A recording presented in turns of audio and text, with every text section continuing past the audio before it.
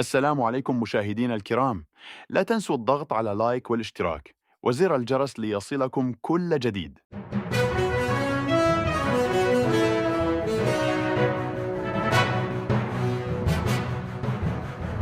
أجرى رشيد الطالبي العلمي رئيس مجلس النواب اليوم الأربعاء بمقر المجلس في العاصمة الرباط مباحثات رسمية مع السيد فؤاد مرادوف رئيس لجنة الدولة للعمل مع جالية جمهورية أذربيجان الذي يقوم بزيارة عمل إلى المملكة المغربية، وذلك على رأس وفد هام يضم مجموعة من المسؤولين والخبراء في مجالات ذات الصلة.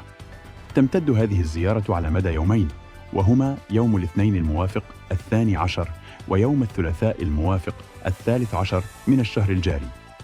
وتهدف هذه الزيارة إلى تبادل التجارب والخبرات وتعزيز التعاون المشترك بين البلدين في القضايا المتعلقة بالهجرة والمهاجرين، بالإضافة إلى مناقشة مختلف القضايا ذات الاهتمام المشترك.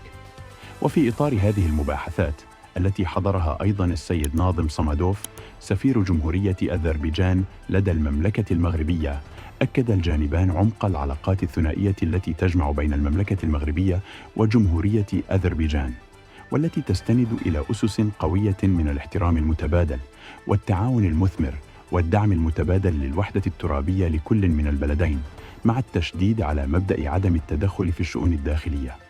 وقد أشاد المسؤولون الأذربيجانيون بالتطور الذي شهدته المملكة المغربية على مختلف الأصعدة تحت القيادة الرشيدة لصاحب الجلالة الملك محمد السادس نصره الله، وخصوصاً فيما يتعلق بتدبير قضايا الهجرة والمهاجرين وضمان حقوق مغاربة العالم، بالإضافة إلى السياسات المتبعة في مجال اللجوء وحماية حقوق الأجانب المقيمين في المملكة.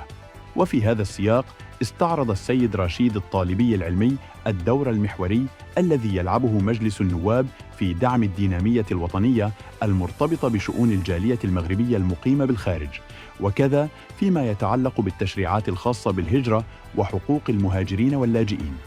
كما أكد على الدور الرقابي الذي يطلع به البرلمان المغربي من خلال تتبع تنفيذ السياسات العمومية وتقييم برامج الحكومة المتعلقة بهذه القضايا، مع الحرص على توفير بيئة قانونية تحمي حقوق المهاجرين وتساهم في إدماجهم في المجتمع.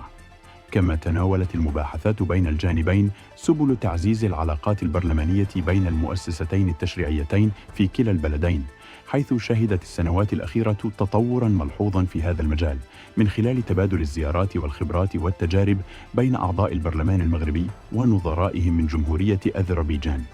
كما تم التطرق إلى سبل تعزيز التنسيق المشترك بين البلدين في مختلف المحافل البرلمانية الإقليمية والدولية، بما يخدم المصالح المشتركة ويعزز مكانة البلدين على الساحة الدولية. وفي ختام اللقاء أكد الجانبان على أهمية مواصلة الجهود لتعزيز التعاون الثنائي في جميع المجالات ذات الاهتمام المشترك، مع التأكيد على ضرورة تبادل الخبرات والاستفادة من التجارب الناجحة في تدبير قضايا الهجرة والمغتربين.